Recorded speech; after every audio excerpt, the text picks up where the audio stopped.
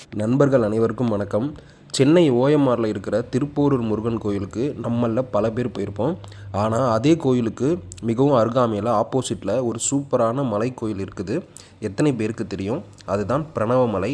இன்றைக்கி நம்ம வீடியோவில் இந்த மலை மேலே இருக்கிற 1000 வருஷம் பழமையான ஸ்ரீ கைலாசநாதர் கோயிலோட மர்மங்கள், அப்புறம் அங்கே இருக்கிற ரகசிய சுரங்கப்பாதை மற்றும் இதோட சுவாரஸ்யமான வரலாற்றை தான் பார்க்க போகிறோம்.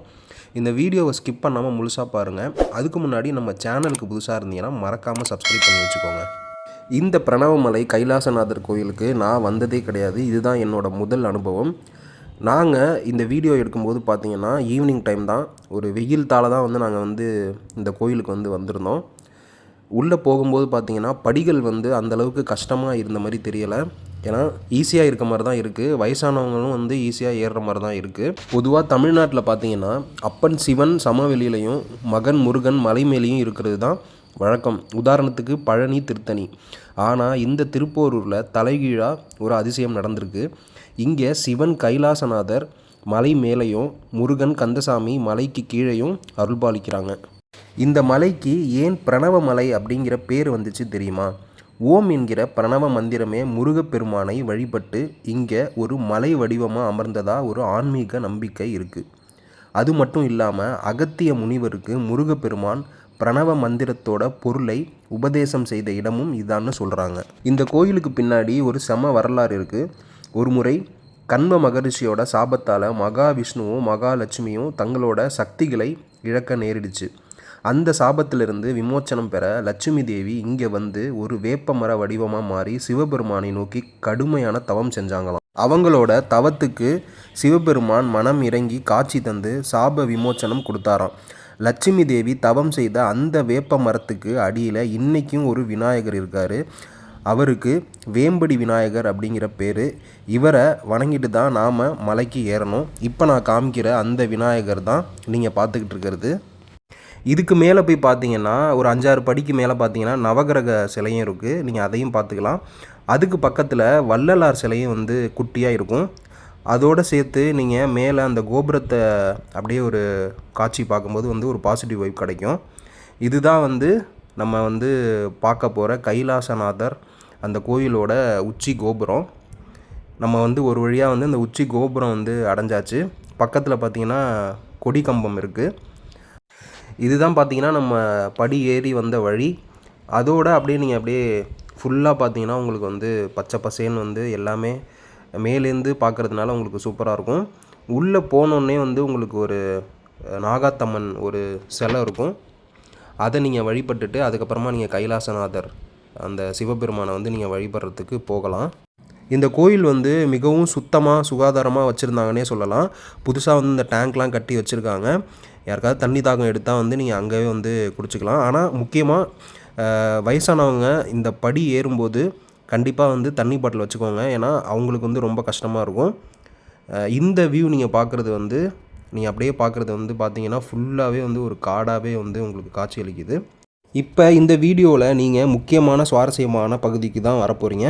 இந்த பிரணவமலை கைலாசநாதர் கோயிலுக்கும் கீழே இருக்கிற கந்தசாமி கோயிலுக்கும் அப்புறம் திருப்போரூரில் இருக்கிற புகழ்பெற்ற சிதம்பர சுவாமிகள் ஜீவ சமாதிக்கும் நடுவில் ஒரு ரகசிய நிலத்தடி சுரங்கப்பாதை இருக்கிறதா சொல்கிறாங்க. திருப்போரூர் முருகன் கோயிலில் மறுநிர்மாணம் செய்த அந்த சிதம்பர சுவாமிகள் இந்த சுரங்கப்பாதை வழியாக தான் தினமும் மலை மேலே சிவனை வழிபட்டுட்டு போவாராம். காலப்போக்கில் பாதுகாப்பு காரணங்களால் இந்த சுரங்கப்பாதை இப்போது மூடப்பட்டிருக்குன்னு சொல்கிறாங்க.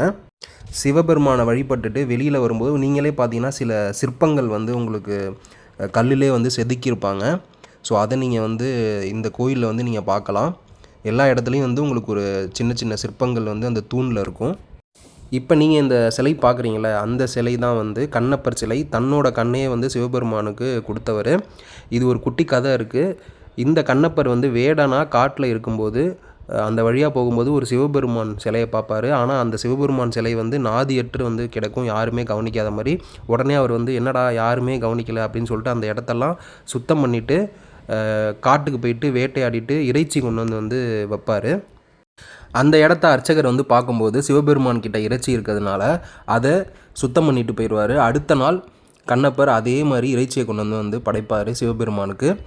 இதே மாதிரி நடந்துக்கிட்டு இருக்கும்போது இன்னொரு நாள், அதாவது 3ஆவது நாள் கண்ணப்பர் சிவபெருமானை வழிபடுறதுக்காக வரும்போது சிவபெருமானோட கண்ணில் ரத்தம் வரும். அதை பார்த்துட்டு அவருக்கு என்ன பண்ணுறதுன்னு தெரியாமல் தன்னோட கண்ணை வந்து சிவபெருமானுக்கு வந்து அப்படியே வைப்பார். அதை வச்சோடனே சிவபெருமான் கண்லேருந்து வர ரத்தம் நின்றோம். கொஞ்சம் நேரத்தில் பார்த்திங்கன்னா இன்னொரு கண்லேருந்து வந்து சிவபெருமானுக்கு ரத்தம் வரும்.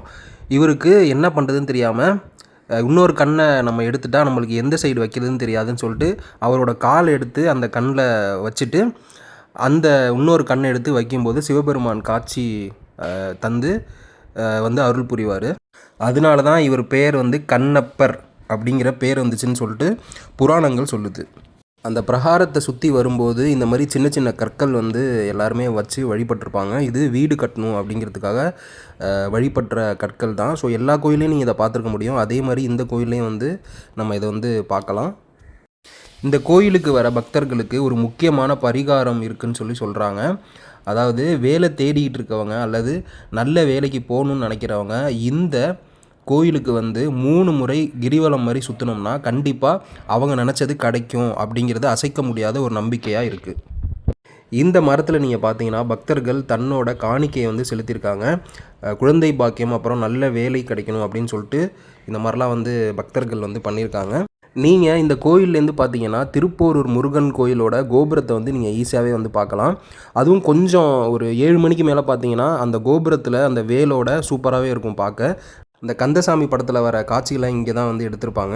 சுமார் 100 படிகள் மட்டுமே இருக்கிற இந்த குட்டி மலைக்கு நீங்கள் போனீங்கன்னா ஓஎம்ஆரோட டிராஃபிக் சத்தமே இல்லாமல் ஒரு அமைதியாக ஒரு பாசிட்டிவ் எனர்ஜியை வந்து கண்டிப்பாக நீங்கள் வந்து ஃபீல் பண்ணலாம். ஒரு பீஸ்ஃபுல்லான ட்ரிப் போகணுமா, கண்டிப்பாக பிரணவமலையை வந்து நீங்கள் கண்டிப்பாக சூஸ் பண்ணி குடும்பத்தோடு போயிட்டு வாங்க. திருப்போரூர் முருகரை பார்க்க போகிறவங்க முதல்ல இந்த சிவன் கோயிலை தரிசனம் பண்ணிவிட்டு போகிறது தான் முழுமையான பலனை தரும். இந்த வீடியோ உங்களுக்கு பிடிச்சிருந்தா லைக் பண்ணுங்கள், உங்கள் ஃப்ரெண்ட்ஸுக்கு ஷேர் பண்ணுங்கள், மறக்காமல் நம்ம சேனலை சப்ஸ்கிரைப் பண்ணிவிடுங்க. அடுத்த வீடியோவில் சந்திப்போம். நன்றி.